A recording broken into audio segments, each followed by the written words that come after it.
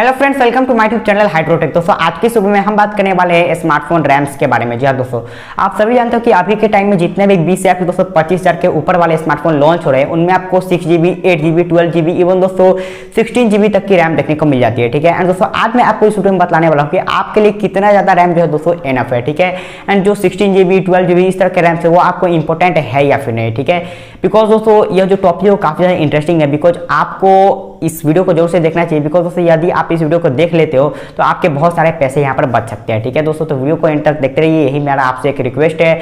बाकी दोस्तों जो भी मेरा रिक्वेस्ट है मैं आपसे अंत में कर लूंगा। फिलहाल दोस्तों वीडियो को स्टार्ट। गाइस, वीडियो में आगे बढ़ने से पहले मैं आपको यह बतला देना चाहता हूँ कि रैम आखिर होता क्या है एंड दोस्तों यह कैसे काम करता है। ठीक है, यदि आप इस चीज को समझ जाओगे तो आगे की जो बात है वो आप काफी आसानी से समझ जाओगे। ठीक है, आप टेंशन मत लीजिए, मैं आपका काफी कम टाइम लेने वाला हूँ इस चीज में एंड काफी ईजी वे में समझाने की कोशिश करता हूँ।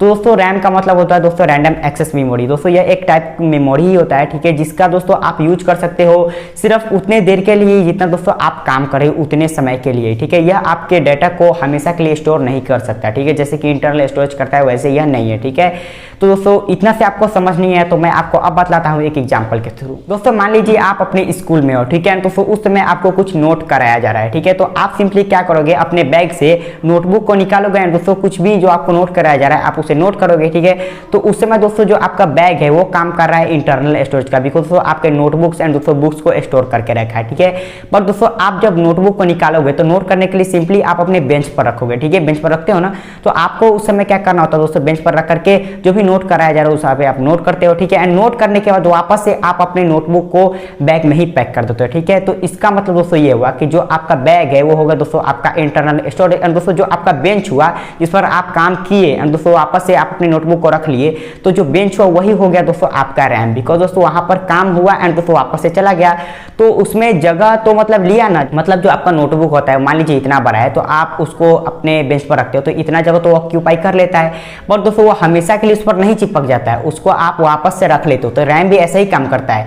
आपके फोन में बहुत सारे एप्लीकेशंस होंगे। ठीक है, तो आपके जितने भी ऐप्स है वो आपके इंटरनल स्टोरेज में स्टोर है, बट दोस्तों आप जैसे ही यूज करने के लिए ओपन करते हैं तो वो आपके रैम में ओपन होता है। जी हाँ दोस्तों, एंड रैम में जब तक काम करता है जब तक कि आप उसे यूज करते हो, वापस से जैसे ही आप ऐप को क्लोज करते हो तो वापस से इंटरनल स्टोरेज में रहता ही है तो वो चला जाता है वापस वहीं। ठीक है, और रैम में वहां कुछ नहीं होता। ठीक है, तो कुछ इस तरह से रैम काम करता है। ठीक है, तो उम्मीद है कि आप इस चीज को समझ चुके होंगे। अब मैं आपको बताता हूं कि आपके लिए कितना रैम एनफ है। ठीक है, तो आज मान लीजिए आप एक नॉर्मल यूजर है। ठीक है, तो नॉर्मल यूजर सिंपली क्या करता है कि कॉलिंग के लिए स्मार्टफोन को यूज करता है, वीडियो प्लेइंग के लिए, कुछ वीडियोज को स्टोर करने के लिए, या फिर दोस्तों कैजुअल टाइप के जो गेम्स होते हैं जो कि नॉर्मल वाले होते हैं, ऑफलाइन वाले, उस तरह के गेम्स खेलते हैं। तो उनके लिए दोस्तों कितना जो रैम है वो यहाँ पर एनफ है। ठीक है दोस्तों, इसका सही जवाब है 3 से 4GB रैम। जी हाँ दोस्तों, 3 से 4GB ही इसके लिए एनफ है। ठीक है, मैं तो कहना चाहता हूँ 3GB रैम ही काफी है, बट दोस्तों मैं यहाँ पर आपको 4GB इसलिए रिकमेंड कर रहा हूँ बिकॉज दोस्तों फ्यूचर में क्या होगा, जो भी ऐप यूज कर रहे हो तो उसके साइज वगैरह बड़े होंगे। ठीक है, दोस्तों वो काफी एडवांस होगा तो उसके लिए थोड़ा रैम वगैरह ज्यादा लग सकता है, इसलिए मैं आपको थोड़ा सा फ्यूचर प्रूफ होने के लिए थोड़ा सा ज्यादा रैम को मैं यहाँ पर रिकमेंड कर रहा हूँ। ठीक है, एंड दोस्तों बाकी जो यूज है वो तो आपका 3GB में ही निपट जाने वाला है। ठीक है, वैसे 4GB ले लोगे तो आपका थोड़ा सा फ्यूचर प्रूफ हो जाएगा। ठीक है, तो यदि आप इस तरह के यूजर है तो आप बिल्कुल भी 6GB, 8GB, 12GB इतना रैम मत लीजिए, आप सिर्फ पैसा बर्बाद करोगे इस तरह के रैम लेकर के। ठीक है, आपको कोई भी काम नहीं आने वाला है। अब बात कर लेते हैं थोड़ा हम उन यूजर्स के बारे में दोस्तों जो कि फोन को काफी हैवी तरीके से यूज करते हैं, जैसे कि दोस्तों मल्टीटास्किंग, गेमिंग के साथ स्क्रीन रिकॉर्डिंग, तो उनके लिए कितना ज्यादा रैम एनफ है। ठीक है, आप सुन करके चौंक जाओगे। जी हाँ दोस्तों, उनके लिए दोस्तों मैक्सिमम सिर्फ दोस्तों 6 to 8GB ही इनफ है। जी हाँ दोस्तों, सिर्फ 6 to 8GB रैम। दोस्तों आप गेमिंग के साथ स्क्रीन रिकॉर्डिंग करते हो फिर भी आपका दोस्तों मैक्सिमम 4GB रैम ही ऑक्यूपाई होगा, या फिर दोस्तों 5GB, 6GB इतना ही, उससे ज्यादा नहीं होने वाला है। जी हाँ दोस्तों, आप चाहे कुछ भी कर लो।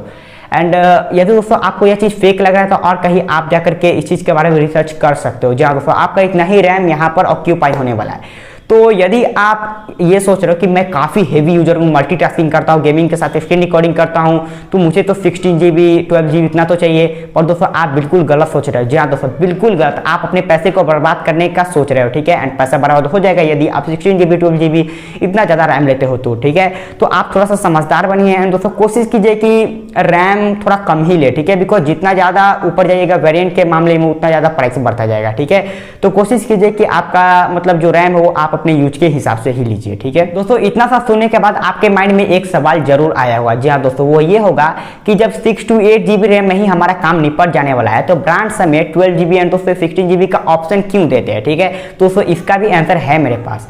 दोस्तों देखिए, जैसा कि मैंने आपको कुछ देर पहले ही बताया था कि ऐप धीरे धीरे एडवांस होते जा रहा है, ठीक है, एंड दोस्तों उनमें इंप्रूवमेंट होते हैं तो उनके साइज वगैरह बड़े होते हैं, ठीक है। जैसे कि आप PUBG को ही ले लीजिए, जब पहले आया था तो 3 GB रैम 2 GB रैम वाले स्मार्टफोन में लैग फ्री चलता था, पर दोस्तों अभी के टाइम में उनको 4 GB 6 GB 8 GB इतने रैम चाहिए, ठीक है। तो क्या हुआ, धीरे धीरे उनमें जो डेवलपमेंट वगैरह हुए तो उससे क्या हुआ कि हाई एंड गेम हो गया, ठीक है। तो इसी कारण जो ब्रांड्स है वो हमें मतलब ऑप्शन देते हैं कि यदि आप लॉन्ग टर्म के लिए यूज करते हैं स्मार्टफोन के लिए तो ज्यादा रैम ले लीजिएगा तो आपको फ्यूचर में भी काम आएगा। तो मैं भी इस चीज में बिलीव रखता हूँ। पर दोस्तों मुझे तो लगता है कि कोई भी बंदा 2 से 3 साल ही स्मार्टफोन यूज करता होगा और इतने दिनों में तो कोई भी ऐप उतना ज्यादा एडवांस तो हो नहीं जाएगा, ठीक है। एंड बहुत सारे लोग तो एक ईयर में स्मार्टफोन को बदल देते हैं, तो उन पर भी डिपेंड करता है कि कौन आदमी कितने दिन पर अपने स्मार्टफोन को बदलता है, तो अपने हिसाब से भी रैम को प्रीफर कर सकता है। सो ये सारी बातें जो कि मैंने आपको यहाँ पर बतला दिया है। एंड दोस्तों लास्ट में भी मैं आपसे यही कहना चाहता हूँ कि यदि आपको स्मार्टफोन परचेज करना ही है तो आप अपने यूजेज के हिसाब से रैम को सिलेक्ट कीजिए और उतने ही रैम का वेरिएंट वाला स्मार्टफोन परचेज कीजिए, पैसा बर्बाद मत कीजिए। यस। एंड दोस्तों लास्ट में मैं आपको एक रिक्वेस्ट करना चाहता हूँ कि वीडियो को लाइक कर दीजिए, एक नहीं बहुत सारी रिक्वेस्ट है, एंड चैनल को सब्सक्राइब कर दीजिए एंड साथ में नोटिफिकेशन को भी प्रेस कर लीजिएगा। एंड दोस्तों अदर सोशल मीडिया पर आप फॉलो करना चाहते हैं तो link is in the description, जाइए फॉलो कीजिए। एंड दोस्तों वीडियो को एंड कर